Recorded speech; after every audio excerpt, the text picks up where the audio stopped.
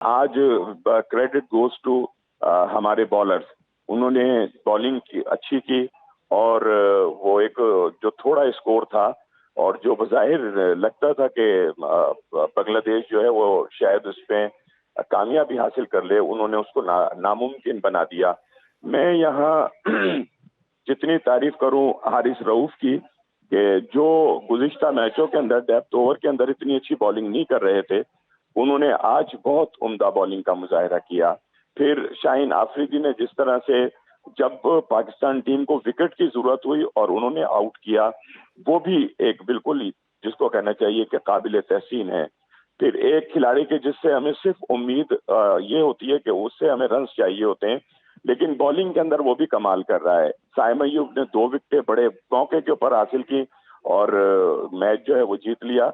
जबकि second last over के अंदर थोड़ा सा मतलब ये कि लोगों का ब्लड प्रेशर जो है वो मजीद हाई किया नवाज ने, जब उन्होंने आखिरी विकेट जो थी उसका कैच जो था वो छोड़ दिया था।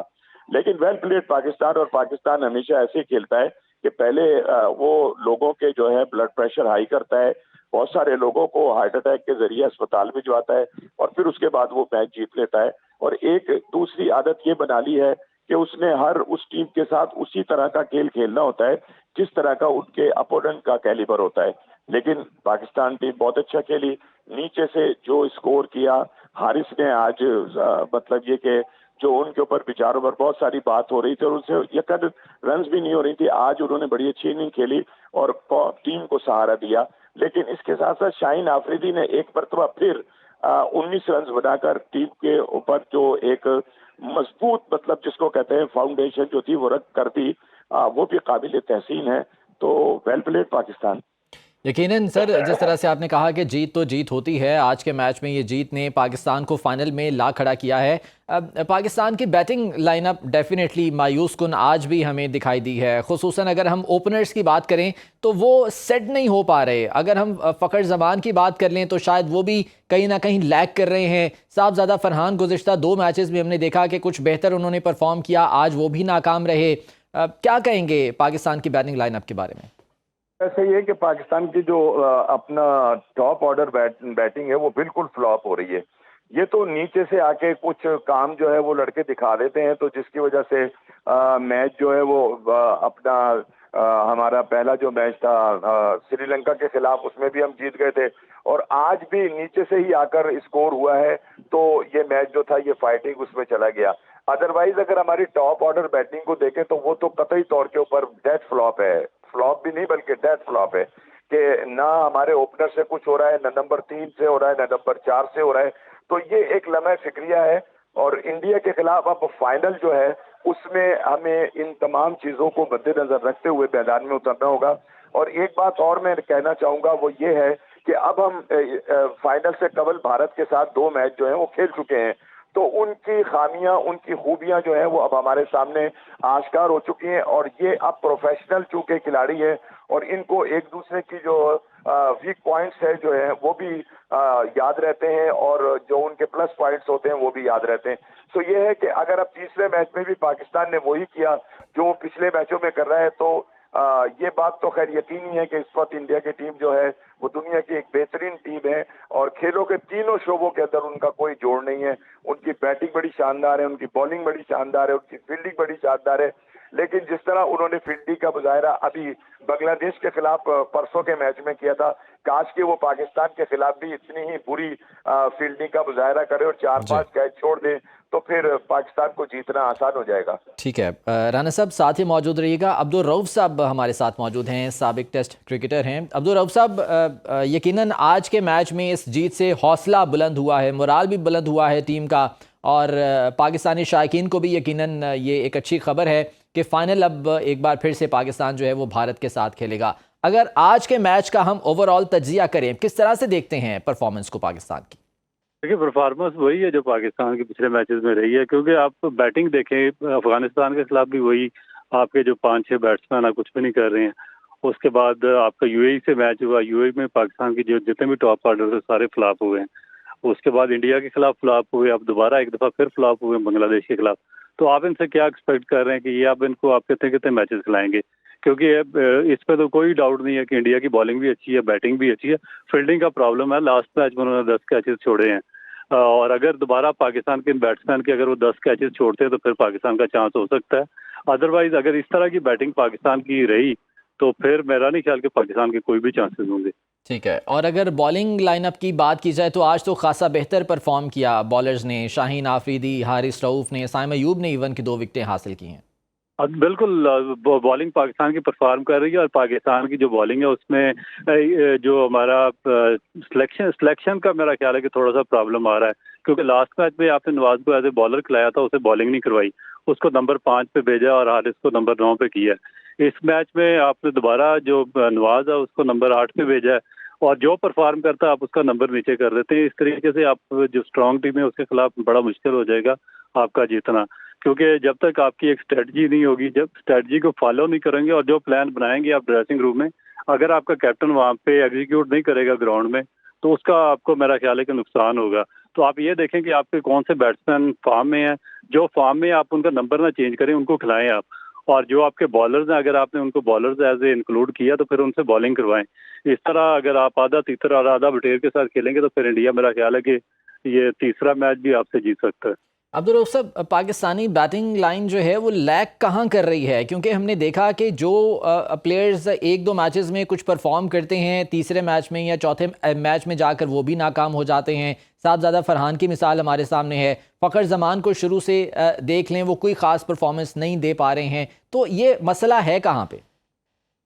देखिए, मसला टेक्निक में है, क्योंकि आप देखें कि जो साहिबजादा फरहान है वो तो डोमेस्टिक का मेरा ख्याल है कि कंसिस्टेंट परफॉर्मर है, काफ़ी अर्से से डोमेस्टिक में स्कोर कर रहा है, और अगर 10 साल आप डोमेस्टिक क्रिकेट खेल कर भी आपकी टेक्निक सही नहीं होती तो फिर इसका मतलब है कि आपका जो डोमेस्टिक स्ट्रक्चर है उसमें फॉल्ट है। तो उसके अलावा तो आपके जितने भी बैट्समैन हैं वो सारे अंडर परफॉर्म कर रहे हैं। तो ये है कंसिस्टेंट परफॉर्मर आपका डोमेस्टिक का, और इंडिया के खिलाफ इसी के चांसेस हैं।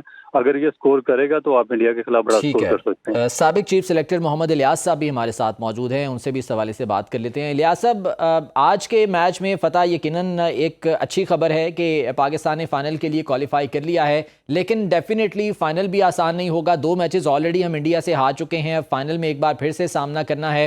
इस वक्त पाकिस्तान की टीम जो है वो किन किन जगह पर लैग कर रही है, जहां पर बेहद काम करने की जरूरत है आपके ख्याल में? मुझे बड़ी खुशी है कि हम फाइनल में आ गए हैं। देखिए, सबसे जो बड़ी प्रॉब्लम हो रही है मेरी नजरों में इन मैचेस में, पिछली भी इतनी अच्छी नहीं है, पिछली स्लो है, रुक के गेंद लाता है, और जो बैट्समैन मोस्टली जो 20-20 के प्लेयर होते हैं ये प्ले एक्सट्रैक्टिव पे वो खुला खेलते हैं, क्योंकि खुला नहीं खेल सकते इन पिचों पे, तो ये बड़ी ज्यादती हो रही है प्लेयरों के साथ। मैं पहले ये defending my player, I am defending Pakistani player too. तो बात ये है कि कल तो उम्मीद मैं यही करता हूँ कि हो सकता अल्लाह करे तो फाइनल में अच्छी पिच बना जाए, गुड बैटिंग पे लोग देखने आते हैं, छिक्के और चौके 2020 में। Coming back to the final against England against India, India ने 2 मैच जीते हैं। We did not really seem to become, we are not ready for it. लेकिन अब ये चीज है कि पाकिस्तान की टीम स्पेशल हो चुकी है। पाकिस्तान की जो बैटिंग लाइनअप तो 2 मैचों में खेल रहा है, लास्ट मैच में इसमें I think this is the right way to go about. लेकिन उनको एक चीज का ख्याल करना चाहिए कि देखें, मिड ऑफ पे फील्डर डीप होते हैं, जब स्मिथ में आता है तो उनको चाहिए कि छिक्का मारने की बजाय हाफ बॉल दी है, 2-2, 3-3 रन कर सकते हैं बड़े आराम से एक बॉल पर। ये इनको थोड़ी सी इनको ये सेंस देनी चाहिए। लेकिन मेरा जो ख्याल ये है कि पाकिस्तान फाइनल में आ गया। देखिए, मैच अच्छा होना चाहिए, हार ठीक तो होती है, कोई भी हारे, कोई भी दो टीमें खेलेंगी तो एक तो हारेगी, हार जीत की मुझे फिक्र नहीं है। मुझे ये है कि अगर इंडिया की जो टीम है, let's be very honest, Indian प्लेयरों की तरह नहीं है, और इंडियन स्पोर्ट्समैन, हम प्राउड टू बी पाकिस्तानी, हम डिफीट भी मानते हैं और जब हम जीतते हैं और उससे खुश भी मनाते हैं। लेकिन पॉइंट ये है कि पाकिस्तान को अंडर प्रेशर नहीं आना चाहिए। पाकिस्तान की बैटिंग लाइन जो मुझे जब से ये एशियन टूर्नामेंट शुरू है लास्ट 2 मैचेस से मुझे बैटिंग लाइन बड़ी अच्छी लगी है। अच्छा कैलान फॉर्चुनेटली हमारा वो सेमी आउट बैटिंग नहीं कर रहा, तीनों परफॉर्मिंग वेल, तो मेरा ख्याल है तो फिर भी खिलाना चाहिए उसे। ठीक है, वो इंजरी से आया, उसका बैड टाइम, कॉन्फिडेंस उसका अच्छा नहीं है, लेकिन सिर्फ इसकी वजह यह है कि छोटी जाके इसको शॉर्ट खेलने पड़ते हैं। कोई बात नहीं, इसे खिलाएं और ये परफॉर्मेंस करेगा। जहाँ तक आपने कहा कि बैटिंग लाइनअप बॉलिंग लाइनअप भी बड़ी अच्छी है, फील्डिंग बहुत अच्छी की है पाकिस्तान में, that's very important.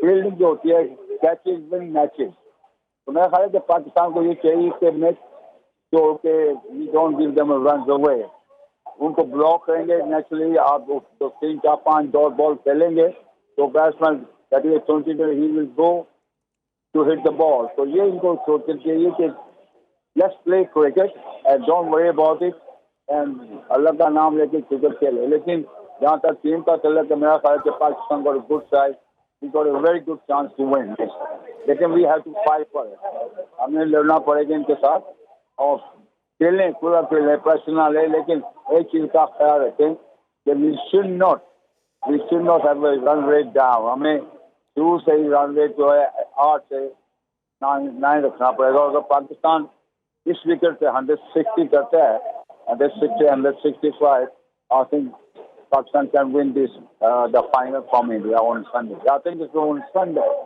so if I'm not wrong. तो पाकिस्तान को खेलना चाहिए, ठीक है, और हम जीतेंगे। मुझे खुशी है कि we are in the final. जहाँ मैं बैठा हूँ इस वक्त बड़ी खुशी की लहर एंजॉय कर रहे हैं, एंजॉय किया लोगों ने मैच और खुशियाँ मना रहे हैं।